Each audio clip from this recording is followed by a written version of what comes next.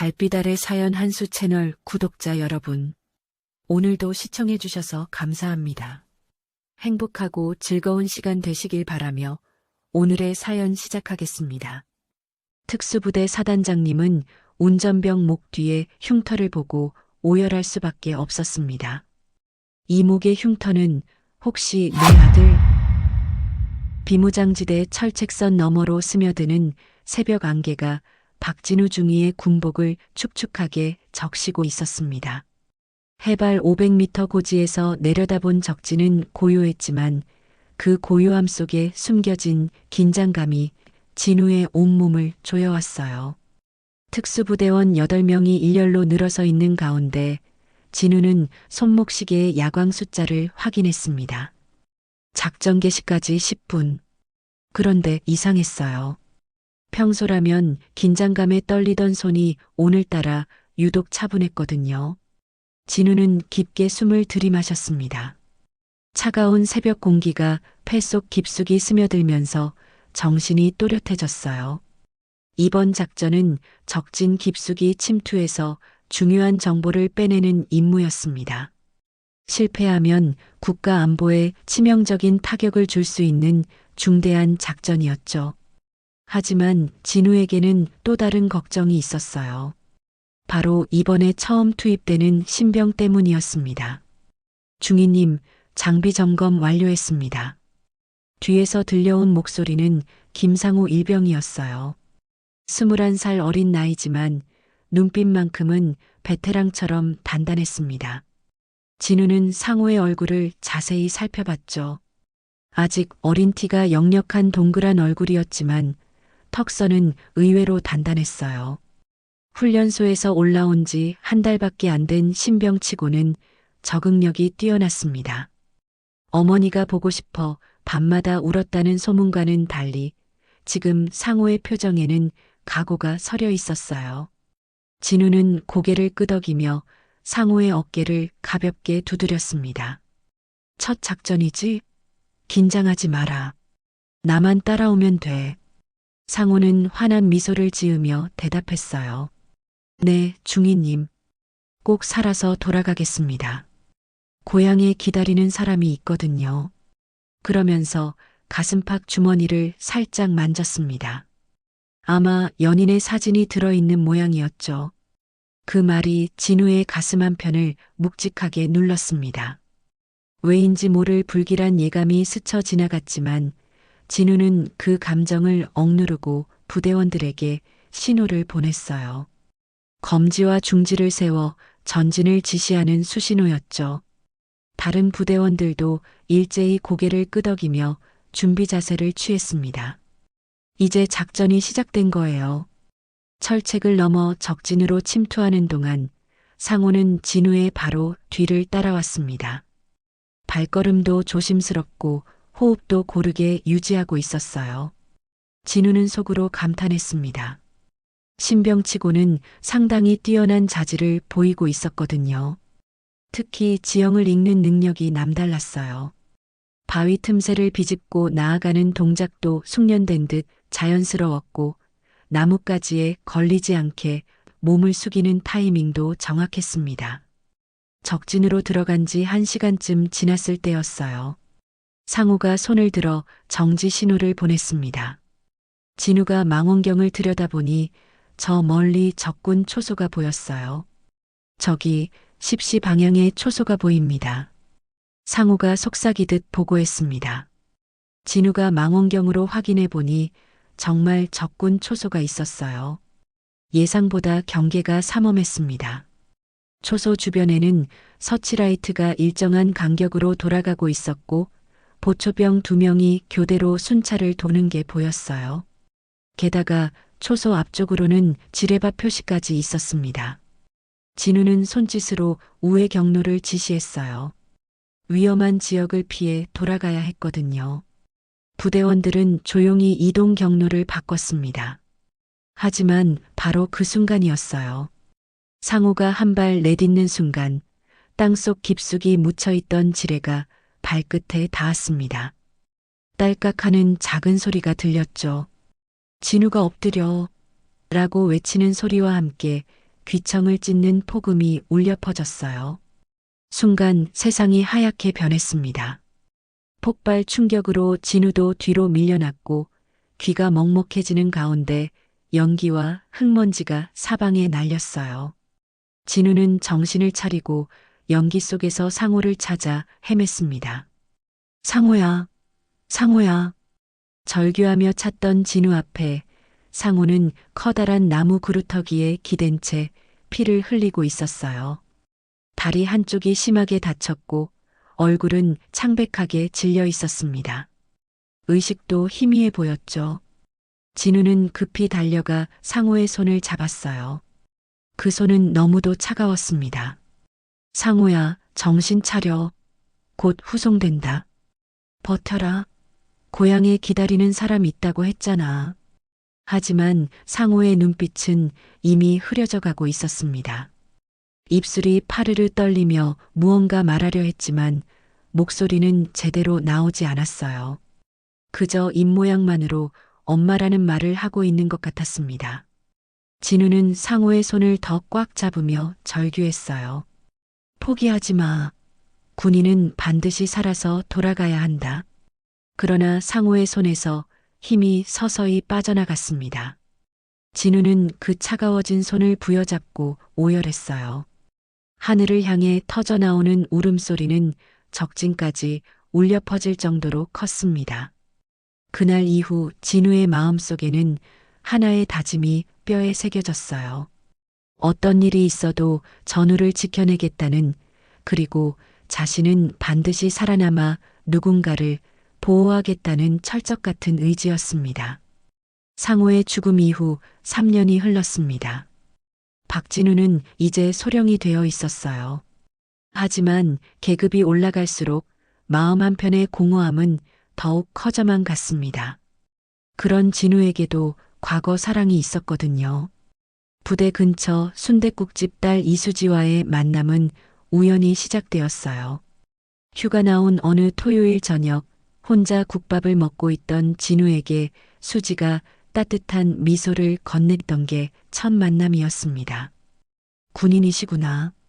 많이 힘드시죠? 수지의 그 한마디가 진우의 얼어붙은 마음을 녹이기 시작했어요. 수지는 26살로 진우보다 3살 어렸지만 마음만큼은 진우보다 훨씬 어른스러웠습니다. 아버지가 운영하는 식당을 도우며 살아가는 수지의 모습에서 진우는 평범한 일상의 소중함을 느꼈어요. 둘의 만남은 점점 잦아졌습니다. 진우가 외박을 나올 때마다 수지는 특별한 메뉴를 준비해뒀죠. 김치찌개에 계란 하나 더 넣어주고 밑반찬도 평소보다 푸짐하게 차려주곤 했어요. 그런 수지의 정성이 진우에게는 그 무엇보다 따뜻했습니다. 진우 씨, 왜 군인이 되셨어요? 어느 날 저녁 수지가 조심스럽게 물었어요. 진우는 잠시 망설이다가 대답했습니다. 나라를 지키고 싶어서요. 그리고 누군가를 지키고 싶어서요. 수지는 진우의 손을 살짝 잡으며 말했어요. 그런 마음 때문에 많이 아프시겠어요. 제가 위로가 될 수 있다면 좋겠어요. 그렇게 둘은 조용히 사랑을 키워나갔습니다. 진우가 훈련으로 지칠 때면 수지는 손편지를 써서 부대로 보내곤 했어요. 편지지에는 항상 작은 꽃 그림이 그려져 있었고 수지만의 따뜻한 글씨체로 가득 채워져 있었습니다. 오늘도 무사히 하루를 보내셨나요?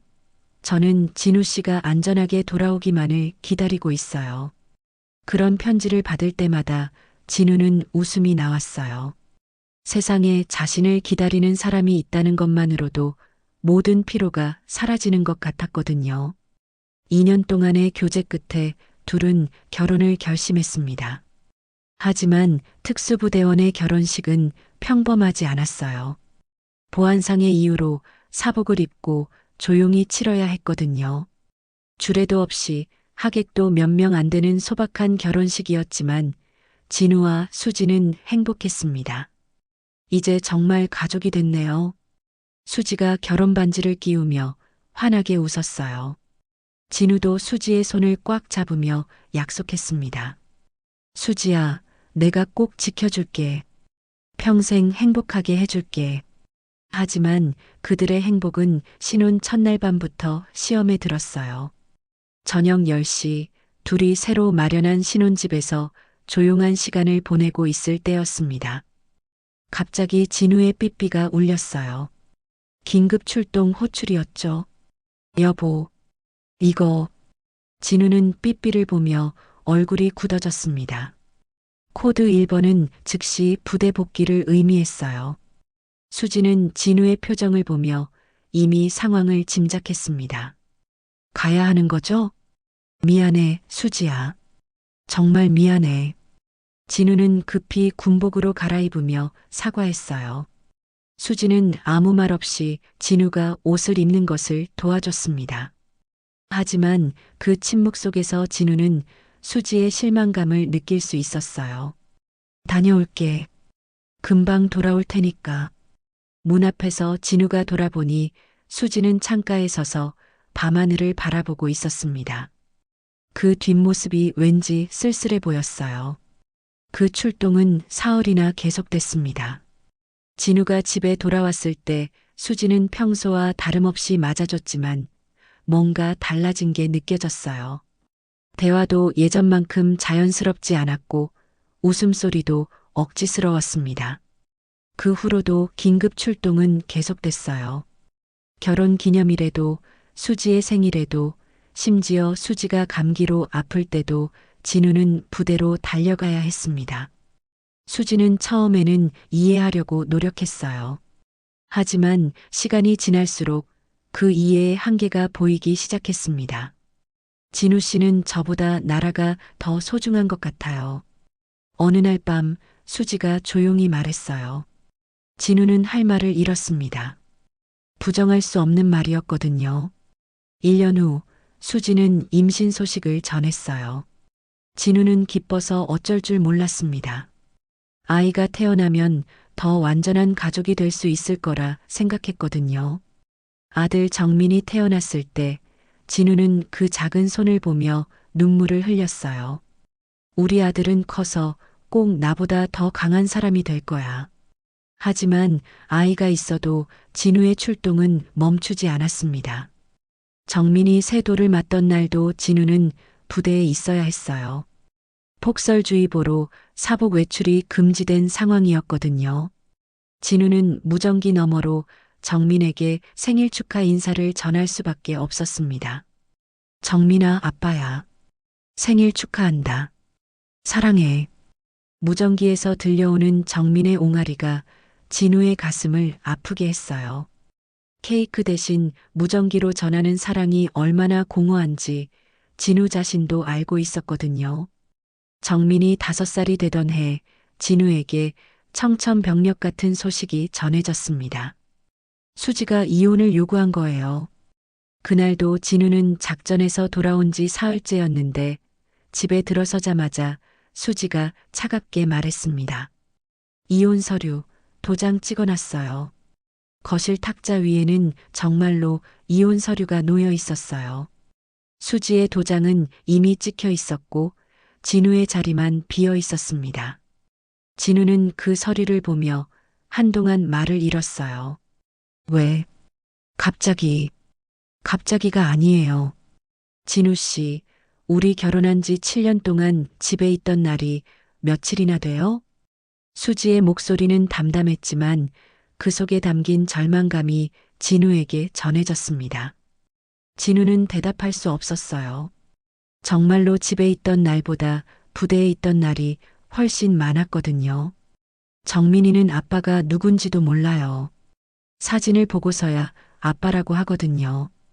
그 말이 진우의 가슴을 찔렀습니다.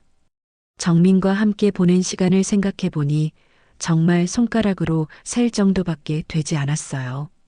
아이의 첫걸음도 첫말도 모두 놓쳤습니다. 수지야, 다시 생각해봐. 내가 노력할게. 이미 오래 생각했어요. 진우 씨는 나라와 결혼한 거예요. 저와 정민이는 그저 짐일 뿐이고요. 수지는 정민의 손을 잡고 일어섰습니다. 정민이는 상황을 이해하지 못한 채 아빠를 올려다봤어요. 그 맑은 눈빛이 진우의 마음을 더욱 아프게 했습니다. 정민아, 아빠하고 인사해. 수지가 정민에게 말했어요. 정민은 진우에게 다가와 작은 손을 흔들었습니다. 아빠 안녕. 그 말이 마지막 인사가 될 줄은 진우도 몰랐어요. 수지는 정민을 데리고 집을 나갔고 진우는 텅 빈 집에 혼자 남겨졌습니다. 몇 달 후 진우는 수지가 재혼했다는 소식을 들었어요. 상대는 평범한 회사원이었습니다. 더 충격적인 건 수지가 정민의 성과 이름까지 바꿨다는 것이었어요. 박정민이었던 아들은 이제 김민준이 되어 있었습니다. 진우는 미친 듯이 아들을 찾으려 했어요. 하지만 이름이 바뀐 아이를 찾는 건 바늘 구멍 속에서 바늘을 찾는 것과 같았습니다. 호적 등본도 주민등록도 모든 기록이 바뀌어 있었거든요. 진우야, 포기해. 이미 끝난 일이야. 동료들은 진우를 말렸지만 진우는 포기할 수 없었어요. 민간 조회소에 의뢰도 해보고 군내 인맥도 동원해 봤습니다. 심지어 정보사령부 선배에게까지 부탁해봤지만 모든 시도는 좌절됐어요. 그러던 중 더 끔찍한 소식이 들려왔습니다. 수지의 재혼 가정에서 정민이 학대를 받고 있다는 것이었어요. 새아버지는 술을 마시면 아이를 때렸고 수지도 그런 남편 눈치를 보느라 정민을 제대로 보살피지 못했다고 했습니다. 그 집에서 아이가 가출했대. 하지만 신고조차 안 했다더라. 소식을 전해준 부대 동료의 말에 진우는 분노로 떨었어요. 자신의 아들이 길거리를 헤매고 있을지도 모르는데 아무도 찾지 않는다는 게 믿어지지 않았습니다. 진우는 휴가를 내고 직접 수지의 집 근처를 돌아다녔어요. 학교 주변 놀이터, PC방, 만화방까지 정민이 있을 만한 곳은 모두 찾아다녔습니다. 하지만 아이는 찾을 수 없었어요. 아저씨, 누구 찾으세요? 한 아이가 진우에게 물었습니다. 진우는 핸드폰에 저장된 정민의 마지막 사진을 보여줬어요. 3살 때 찍은 사진이라 지금은 많이 달라졌을 텐데도 희망을 놓을 수 없었습니다. 이 아이 본 적 있니? 글쎄요. 비슷한 아이는 많은데. 아이들의 대답은 모두 비슷했어요. 너무 어린 사진이라 알아보기 어렵다는 것이었습니다. 밤늦게까지 찾아다니던 진우는 한 공원 벤치에 주저앉았어요. 가로등 불빛 아래서 진우는 정민의 사진을 다시 들여다봤습니다. 3살 정민의 해맑은 웃음이 지금도 생생했어요. 정민아, 아빠가 미안하다. 아빠가 너를 지켜주지 못해서. 진우의 눈에서 눈물이 흘러내렸습니다. 그때 목덜미에 있던 반달 모양의 작은 흉터가 떠올랐어요. 정민이 돌 때 뜨거운 국물에 데어서 생긴 상처였습니다. 수지가 실수로 국그릇을 엎질러서 생긴 흉터였죠. 그 흉터만 있으면 찾을 수 있을 텐데. 하지만 그것도 희망사항일 뿐이었어요. 10년이 지난 지금 그 흉터가 남아있을지도 확실하지 않았고 설령 남아있다 해도 우연히 만날 가능성은 거의 없었거든요. 한 달 동안 휴가를 다 써가며 찾아다녔지만 정민의 행방은 알 수 없었습니다. 진우는 결국 부대로 돌아갈 수밖에 없었어요. 하지만 마음 한편에는 언젠가 정민을 다시 만날 수 있을 거라는 희망을 간직하고 있었습니다. 이름도 없고 주민번호도 없고 혈연도 없는 그 애가 내가 그토록 찾던 내 아들이라고? 허상일 뿐이야. 동료가 위로한다며 한 말이었지만 진우에게는 더 큰 상처가 됐어요. 정말로 자신의 아들은 이 세상 어디에도 존재하지 않는 것처럼 느껴졌거든요. 그로부터 15년이 흘렀습니다. 박진우는 이제 준장에서 투스타 사단장까지 진급해 있었어요. 머리에는 흰 머리가 섞이기 시작했고 얼굴에는 세월의 흔적이 깊게 패여 있었습니다. 하지만 아들 정민을 향한 그리움만큼은 처음과 조금도 달라지지 않았어요. 그의 봄 부대에 새로운 신병들이 배치되었습니다. 진우는 평소처럼 신병 명단을 검토하고 있었어요. 그런데 한 이름이 눈에 들어왔습니다. 정민. 물론 흔한 이름이라 별다른 의미는 없었지만 진우의 가슴이 순간 두근거렸어요. 며칠 뒤 그 신병이 진우 앞에 섰습니다. 28살의 정민은 키가 178cm 정도로 진우와 비슷했어요. 체격도 단단해 보였고 무엇보다 눈빛이 또렷했습니다. 하지만 그 눈빛 어딘가에는 감정을 억누르고 있는 듯한 차가움이 느껴졌어요. 정민 일병, 보고드립니다. 정민의 목소리는 낮고 차분했습니다. 말수가 적은 편이라는 게 첫인상이었어요. 진우는 정민의 얼굴을 자세히 살펴봤습니다. 어딘가 익숙한 느낌이 들었지만 구체적으로 무엇인지는 알 수 없었어요. 군 경험이 있나? 아니요, 사단장님. 처음입니다. 그런데 움직임이 꽤 숙련되어 보이는군. 정민은 잠시 망설이다가 대답했어요. 어릴 때부터 혼자 살았습니다. 자연스럽게 몸이 단련된 것 같습니다. 그 말에서 진우는 묘한 기시감을 느꼈어요. 혼자 살았다는 말, 그리고 감정을 숨기려는 듯한 표정이 어딘가 낯익었거든요. 며칠 후 정민이 진우의 전속 운전병으로 배정되었습니다. 평소 진우는 운전병을 자주 바꾸는 편이었는데 이번에는 왠지 정민을 계속 곁에 두고 싶었어요. 설명할 수 없는 끌림이 있었거든요.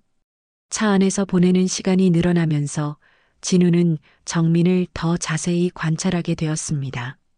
정민은 운전을 할 때 특별히 조심스러웠어요. 신호등에서도 여유를 두고 멈췄고 커브길에서는 속도를 충분히 줄였습니다. 마치 누군가를 잃을까봐 두려워하는 것처럼 보였어요. 가족이 있나? 어느 날 진우가 물었습니다.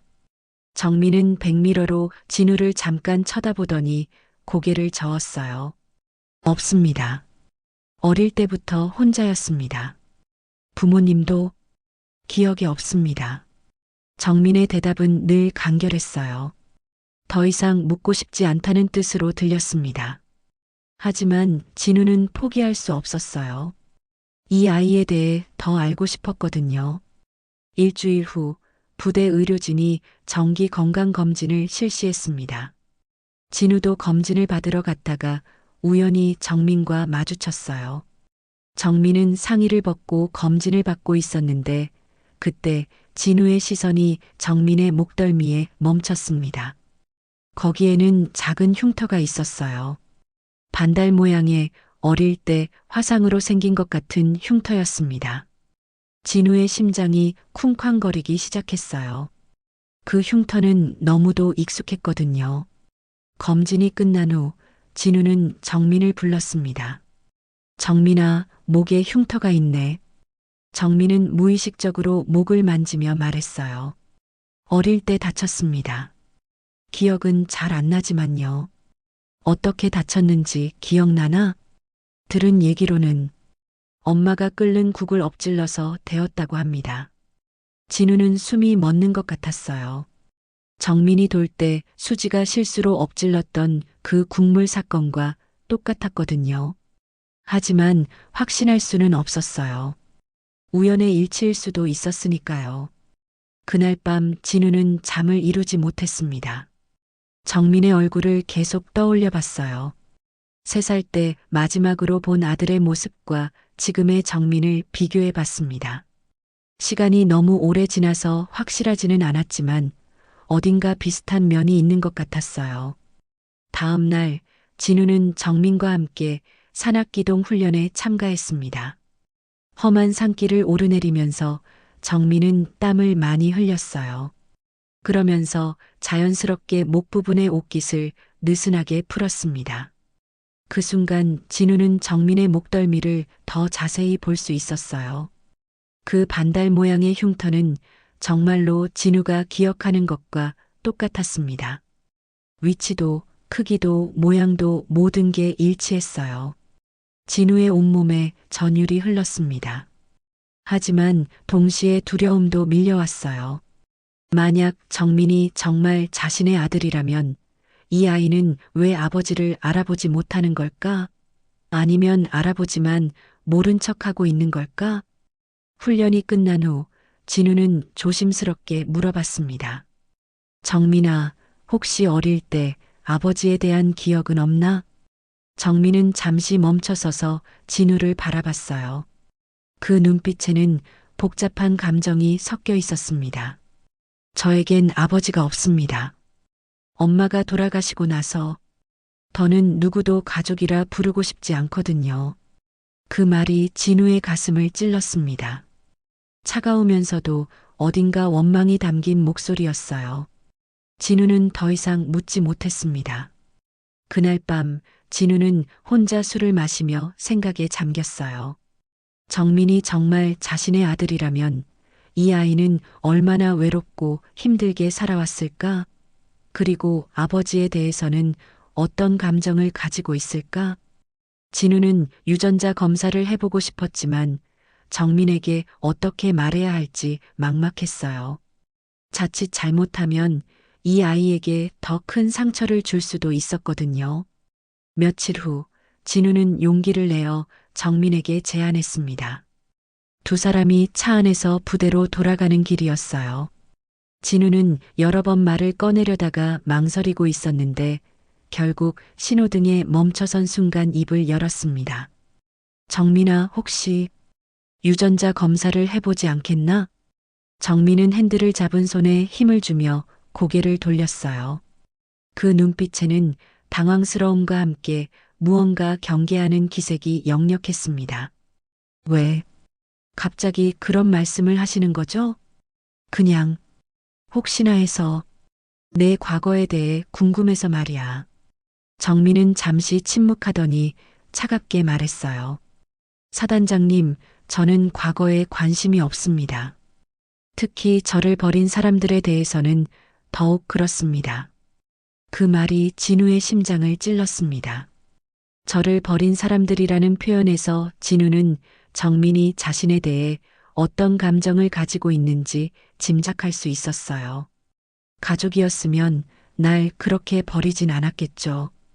정민이 덧붙인 말은 더욱 날카로웠습니다. 진우는 할 말을 잃었어요. 정민이 정말 자신의 아들이라면 이 아이가 느꼈을 버림받음의 아픔이 얼마나 클지 상상할 수 있었거든요. 정민아, 사단장님, 죄송하지만 이 얘기는 여기서 끝내면 안 될까요? 저는 정말로 과거를 되돌아보고 싶지 않습니다. 정민의 목소리에는 단호함이 담겨 있었어요. 더 이상 강요할 수 없다는 걸 진우도 알았습니다. 나머지 운전 시간은 침묵 속에서 흘러갔어요. 그날 밤 진우는 자신의 집무실에 혼자 남아 있었습니다. 책상 서랍 깊숙한 곳에서 오래된 봉투 하나를 꺼냈어요. 그 안에는 정민의 어릴 적 사진들과 몇 가지 유품들이 들어 있었습니다. 첫 번째로 꺼낸 건 정민의 젖병이었어요. 플라스틱이 누렇게 변색되어 있었지만 진우에게는 소중한 보물이었습니다. 정민이 밤새 울 때 이 젖병으로 우유를 먹여줬던 기억이 생생했거든요. 다음은 초음파 사진이었습니다. 흑백으로 된 작은 사진 속에서 아직 태어나지도 않은 정민의 모습이 희미하게 보였어요. 수지가 임신 6개월 때 찍은 사진이었습니다. 그때 진우는 이 작은 생명체가 얼마나 소중한지 처음 깨달았어요. 마지막으로 꺼낸 건 손바닥만 한 아기 사진이었습니다. 100일 때 찍은 사진으로 정민이 진우를 보며 환하게 웃고 있는 모습이 담겨 있었어요. 그 해맑은 웃음이 지금도 진우의 가슴을 따뜻하게 만들었습니다. 진우는 사진을 가슴에 꼭 안으며 혼잣말을 했어요. 정민아, 내가 혹시 듣고 있다면 알아다오. 널 미워한 적도 잊은 적도 단 한순간도 없었다. 그 순간 복도에서 발걸음 소리가 들렸습니다. 진우는 급히 사진들을 정리하려 했지만 이미 늦었어요. 문틈 사이로 누군가가 지나가는 게 보였는데 그 실루엣이 정민 같았습니다. 정민은 늦은 시간까지 부대에 남아 있었어요. 내일 있을 훈련 준비를 하고 있었는데 우연히 사단장실 앞을 지나가게 된 거였습니다. 그런데 사단장실에서 희미하게 불빛이 새어나오고 있었어요. 정민아, 널 미워한 적도 잊은 적도 단 한순간도 없었다. 복도에 울려 퍼진 진우의 목소리를 정민은 또렷하게 들었습니다. 정민의 발걸음이 멈췄어요. 심장이 빠르게 뛰기 시작했습니다. 그 목소리에는 깊은 그리움과 후회가 담겨 있었어요. 정민은 지금까지 들어본 어떤 목소리보다 절절한 감정이 느껴졌습니다. 마치 오랫동안 잃어버린 무언가를 그리워하는 사람의 목소리 같았어요. 정민은 가슴이 두근거리는 걸 느꼈습니다. 지금까지 굳게 닫아두었던 마음의 문이 조금씩 열리는 것 같았어요. 어릴 적부터 줄곧 혼자였던 정민에게는 누군가 자신을 그리워한다는 사실 자체가 낯설고도 감동적이었습니다. 혹시 정말로 정민의 머릿속에 어릴 적 희미한 기억이 떠올랐어요. 따뜻한 품에 안겨있던 기억, 그리고 우리 아들은 커서 꼭 나보다 더 강한 사람이 될 거야 라고 말해주던 누군가의 목소리. 너무 어린 시절의 기억이라 확실하지는 않았지만 분명히 있었던 일 같았어요. 정민은 조용히 발걸음을 옮겨 자신의 막사로 돌아갔습니다. 하지만 그날 밤은 잠들 수 없었어요. 진우의 목소리가 계속 귓가에 맴돌았거든요. 널 미워한 적도 잊은 적도 단 한순간도 없었다. 그 말이 정민의 마음 깊숙한 곳을 건드렸습니다. 지금까지 아무도 자신을 그렇게 생각해 준 사람이 없었어요. 양부모는 정민을 짐으로만 여겼고 집을 나온 후에도 정민은 줄곧 혼자였습니다. 하지만 동시에 두려움도 밀려왔어요. 만약 진우가 정말 자신의 아버지라면 왜 그동안 찾지 않았을까? 왜 자신은 그렇게 오랫동안 혼자 살아야 했을까? 복잡한 감정들이 정민의 마음을 휘젓고 있었습니다. 분노와 그리움, 원망과 기대가 뒤섞여 있었어요. 정민은 베개에 얼굴을 묻고 조용히 흐느꼈습니다. 태어나서 처음으로 마음이 이렇게 흔들리는 걸 느꼈거든요. 며칠 후 부대에 긴급 작전 명령이 떨어졌습니다. 국경 근처에서 수상한 움직임이 포착되었다는 정보였어요. 진우는 직접 정찰팀을 이끌고 나서기로 했고 정민도 운전병으로 함께 동행하게 되었습니다. 작전 지역으로 가는 길은 험난했어요. 비포장도로에 바위투성이 산길이었거든요. 정민은 평소보다 더욱 조심스럽게 운전했습니다. 혹시라도 사단장에게 무슨 일이 생길까봐 걱정이 되었어요. 어느 순간부터인가 정민은 진우를 그냥 상관으로만 보지 않게 되었거든요. 천천히 가도 된다. 안전이 우선이야. 진우가 정민의 긴장된 모습을 보며 말했어요. 그 따뜻한 목소리에 정민은 가슴이 따뜻해지는 걸 느꼈습니다. 다른 상관들과는 확실히 다른 느낌이었어요.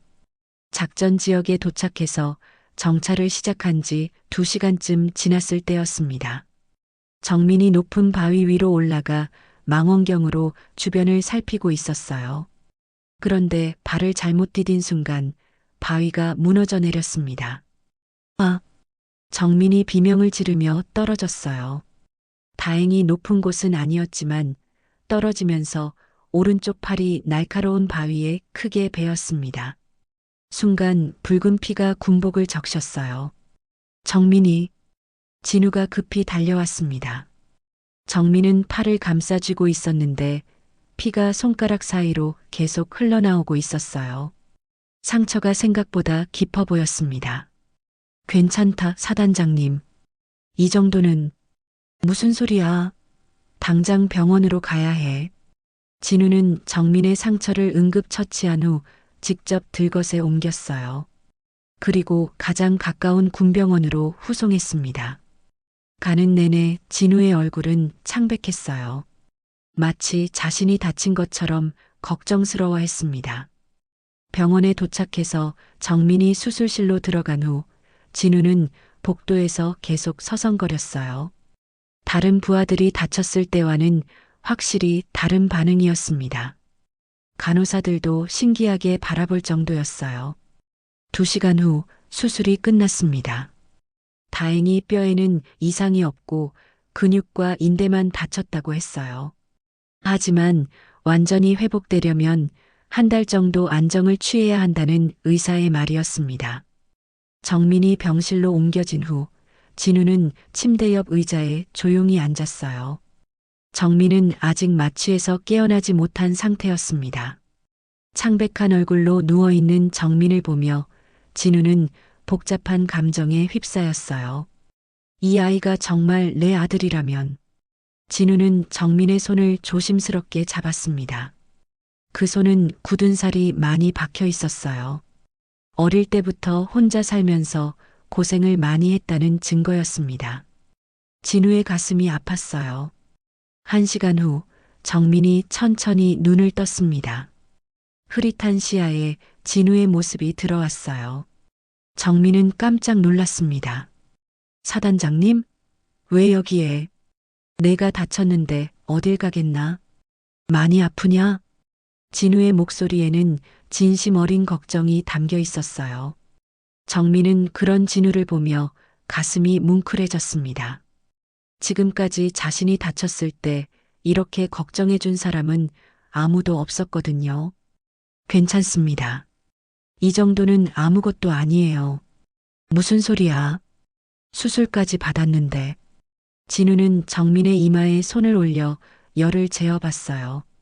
그 따뜻한 손길에 정민은 어릴 적 희미한 기억이 떠올랐습니다. 누군가 자신이 아플 때 이렇게 손을 올려주던 기억이 있었어요. 어릴 적 널 보고 이렇게 말했다. 우리 아들은 커서 꼭 나보다 더 강한 군인이 될 거라고. 진우가 조용히 말했어요. 정민의 눈이 커졌습니다. 그 말은 어릴 적 꿈속에서 들었던 목소리와 똑같았어요. 사단장님, 그 말을 내가 내 아들이 맞지? 진우가 떨리는 목소리로 물었습니다.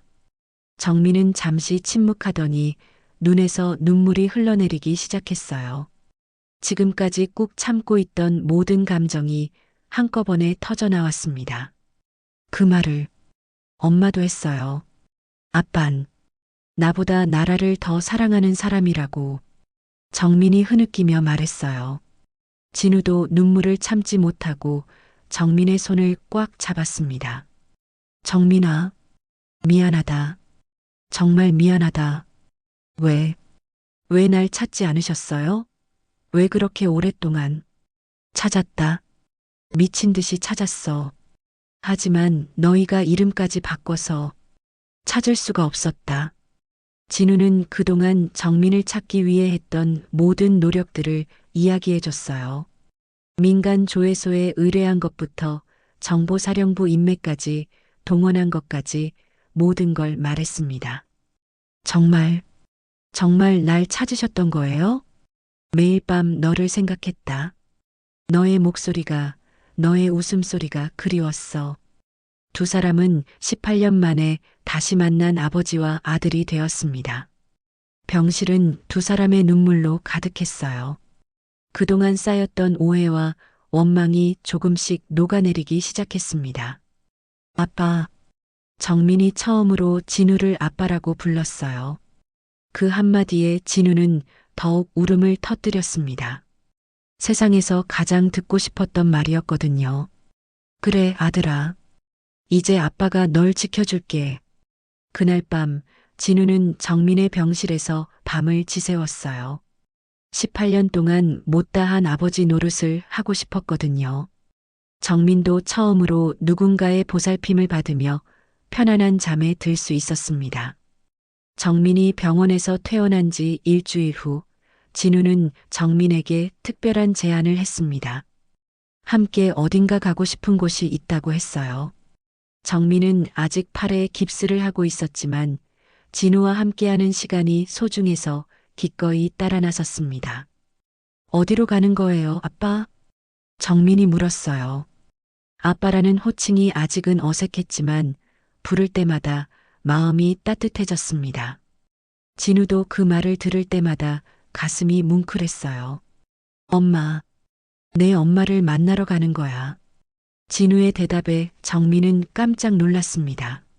수지는 정민이 22살 때 병으로 세상을 떠났거든요. 재혼 가정에서의 스트레스와 정민에 대한 죄책감이 병을 키웠다고 했어요. 차는 조용한 야산 중턱에 있는 공원묘지로 향했습니다. 봄바람이 살랑살랑 불어와 벚꽃잎이 흩날리고 있었어요. 진우는 꽃집에서 수지가 좋아했던 하얀 국화꽃을 사서 들고 있었습니다. 묘지에 도착해서 수지의 무덤 앞에 섰을 때 두 사람 모두 말을 잃었어요. 비석에는 이수지라고 새겨져 있었고 그 아래 작은 글씨로 사랑하는 아들 민준을 위하여라고 적혀 있었습니다. 엄마가 마지막까지 저를 생각해 주셨구나. 정민이 떨리는 목소리로 말했어요. 비석 앞에 무릎을 꿇고 앉더니 두 손으로 얼굴을 가렸습니다. 그동안 참고 있던 감정이 한꺼번에 터져 나왔어요. 진우도 수지의 무덤 앞에 앉아 국화꽃을 놓았습니다. 그리고 조용히 말했어요. 수지야, 늦었지만 정민이를 데려왔어. 우리 아들, 이렇게 훌륭하게 컸어. 바람이 불어와 꽃잎들이 무덤 위로 떨어졌습니다. 마치 수지가 대답하는 것 같았어요. 정민은 비석에 손을 얹고 흐느끼며 말했습니다. 엄마, 나 이제 아빠 찾았어요. 정말로 나를 사랑해주는 아빠를 찾았어요. 그리고 엄마 미안해요. 그때 집을 나간 것, 엄마를 힘들게 한 것, 정말 미안해요. 정민의 목소리는 울음으로 떨리고 있었어요. 진우는 정민의 어깨에 손을 올리며 함께 눈물을 흘렸습니다. 여보, 내가 약속하지 못한 거 이제라도 지키려고 해. 정민이를 잘 키우겠어. 평생 지켜주겠어. 진우도 수지에게 속삭이듯 말했어요. 결혼할 때 했던 약속, 가족을 지키겠다는 약속을 제대로 지키지 못했던 후회가 밀려왔습니다. 두 사람은 1시간 넘게 무덤 앞에 앉아 있었어요. 서로 말은 없었지만 각자 수지에게 하고 싶었던 말들을 마음속으로 전하고 있었습니다.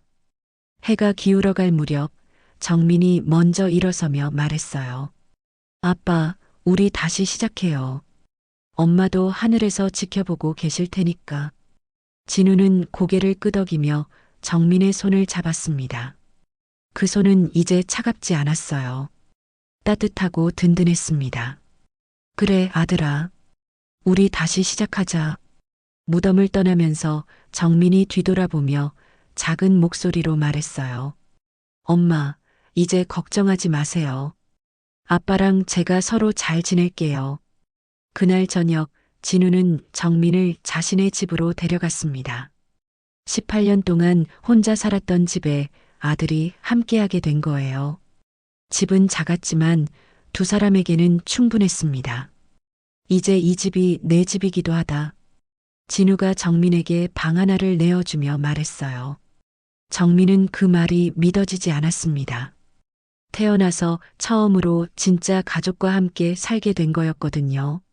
정말 여기서 살아도 되는 거예요? 당연하지. 넌 내 아들이잖아. 진우의 확신에 찬 대답에 정민은 가슴이 벅찼어요. 그동안 어디에도 속하지 못했던 자신이 이제는 확실한 자리를 갖게 된 것 같았습니다. 그날 밤 두 사람은 거실에 앉아 늦게까지 이야기를 나눴어요. 정민은 그동안의 삶에 대해 이야기했고 진우는 정민을 찾기 위해 했던 노력들을 자세히 들려줬습니다. 아빠, 적은 생활 끝나면 뭘 해야 할까요? 정민이 조심스럽게 물었어요. 지금까지는 하루하루 살아가는 것만으로도 버거웠는데 이제는 미래에 대해 생각할 여유가 생겼습니다. 내가 하고 싶은 일을 하면 돼. 아빠가 뒷받침해 줄게. 그런데 저는 아빠처럼 군인이 되고 싶어요. 아빠의 길을 따라가고 싶어요. 진우는 깜짝 놀랐습니다. 정민이 자신과 같은 길을 가겠다고 하다니요. 힘든 길이야. 정말 괜찮겠나? 네. 아빠가 지켜온 그 길을 저도 이어가고 싶어요.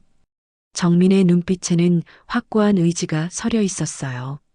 진우는 뿌듯함과 동시에 걱정도 됐지만 아들의 선택을 존중해 주기로 했습니다. 그럼 제대로 가르쳐 줘야겠네. 우리 아들이 훌륭한 군인이 될 수 있도록. 그렇게 아버지와 아들은 새로운 시작을 다짐했습니다.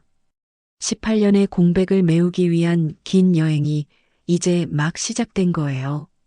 정민의 군 복무가 끝나갈 무렵 진우는 아들에게 중요한 결정을 내렸습니다.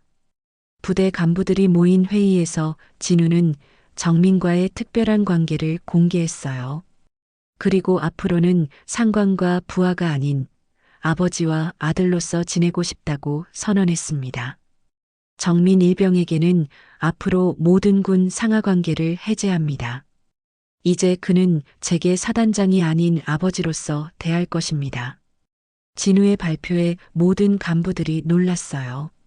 하지만 그동안 두 사람의 관계를 지켜본 이들은 이미 무언가 특별한 사이라는 걸 눈치채고 있었습니다. 정민도 처음에는 당황했지만 이내 마음이 따뜻해졌어요. 아버지가 자신을 위해 이런 결정을 내렸다는 것이 고마웠거든요. 이젠 상관 아닌 아버지로서 널 지켜볼게. 진우가 정민에게 말했을 때 정민은 환한 미소를 지었습니다. 그 미소는 어릴 적 진우가 기억하는 해맑은 웃음과 똑같았어요. 저녁을 앞둔 어느 날 정민은 진우에게 자신의 계획을 이야기했습니다. 아빠, 저 부사관으로 자원 입대하려고 해요. 아빠의 길을 제대로 따라가고 싶어요. 진우는 아들의 결심을 보며 뿌듯함을 느꼈습니다. 하지만 동시에 걱정도 됐어요. 정말 괜찮겠나? 한번 시작하면 오랜 시간 이 길을 걸어야 해. 네. 아빠가 보여주신 군인의 모습, 전우를 지키고 나라를 지키는 그 마음을 이어받고 싶어요. 정민의 눈빛에는 흔들림이 없었습니다. 진우는 아들의 어깨를 다독이며 말했어요. 그럼 제대로 가르쳐 줘야겠다. 우리 아들이 훌륭한 군인이 될 수 있도록. 정민이 전역한 후 두 사람은 매주 함께 등산을 다니기 시작했습니다. 진우는 정민에게 군인으로서 필요한 정신력과 체력을 기르는 방법을 가르쳐 줬어요. 하지만 그보다 더 중요한 건 아버지와 아들로서 보내는 소중한 시간이었습니다. 아빠 어릴 때 저와 함께 이런 곳에 와보고 싶으셨어요?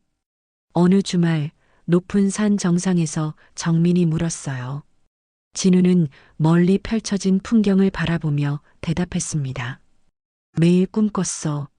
내 손을 잡고 산도 오르고 바다도 보러 가고 아버지로서 해주고 싶었던 일들이 정말 많았어. 이제라도 함께 할 수 있어서 다행이에요. 정민이 진우의 팔짱을 끼며 말했어요. 그 순간 진우는 세상에서 가장 행복한 사람이 된 기분이었습니다.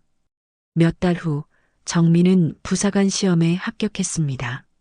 진우는 아들의 합격 소식을 듣고 누구보다 기뻐했어요. 그리고 정민이 새로운 부대에 배치되던 날 함께 가족 사진을 찍자고 제안했습니다. 우리 부자의 첫 번째 가족 사진이야. 사진관에서 둘이 나란히 앉아 사진을 찍었어요. 진우는 군복을 입고 정민은 새로운 부사관 계급장을 달고 있었습니다. 두 사람의 얼굴에는 똑같은 미소가 번지고 있었어요. 아빠, 이 사진 제 지갑에도 넣어도 될까요? 당연하지. 아빠도 항상 가지고 다닐 거야. 사진을 받아든 진우는 오랫동안 들여다봤습니다. 18년 만에 찍은 아버지와 아들의 사진이었거든요. 정민이 새 부대로 떠나던 날 진우는 마지막으로 당부했습니다. 정민아, 무엇보다 안전이 최우선이야. 아빠는 내가 무사히 돌아오기만을 바란다. 네, 아빠. 약속해요. 꼭 안전하게 복무하고 돌아올게요. 두 사람은 꽉 껴안았습니다. 그 포옹 속에는 18년간의 그리움과 앞으로의 약속이 담겨 있었어요. 그로부터 몇 년이 흘렀습니다. 정민은 우수한 성적으로 부사관 과정을 마치고 특수부대에 배치되었어요. 진우와 같은 길을 걷고 있는 거였습니다. 어느 휴가철 두 사람은 다시 수지의 무덤을 찾았습니다. 이번에는 정민이 부사관 계급장을 달고 온 모습을 보여주려고 했어요. 엄마, 저 이제 정말 군인이 됐어요. 아빠처럼 나라를 지키는 군인이요. 정민이 무덤 앞에서 말했어요. 진우도 옆에서 조용히 고개를 끄덕였습니다. 수지야, 우리 아들 정말 훌륭하게 컸어. 내가 자랑스러워할 거야. 바람이 불어와 벚꽃잎이 무덤 위로 떨어졌습니다. 마치 수지가 축복해주는 것 같았어요. 집으로 돌아오는 길에 정민이 말했습니다. 아빠, 제 목에 있는 흉터 있잖아요. 어릴 때는 부끄러워했는데 이제는 괜찮아요. 왜? 이 흉터가 있었기 때문에 아빠를 다시 만날 수 있었잖아요. 진우는 가슴이 뭉클해졌습니다. 아들이 상처까지도 긍정적으로 받아들이는 모습이 대견했어요. 그래, 모든 일에는 다 이유가 있나 봐. 네. 그리고 아빠, 저 이제 정말 행복해요. 진짜 가족이 있다는 게 이렇게 따뜻한 줄 몰랐어요. 정민의 말에 진우도 미소를 지었습니다. 흉터는 아직 남아 있었지만 그들의 가슴 속 상처는 서로를 만나 완전히 아물기 시작했어요. 나도야, 아들아. 이제 우리 평생 함께 하자. 네, 아빠. 약속해요. 두 사람은 손을 맞잡고 집으로 향했습니다. 석양이 그들의 뒤편에서 따뜻하게 빛나고 있었어요.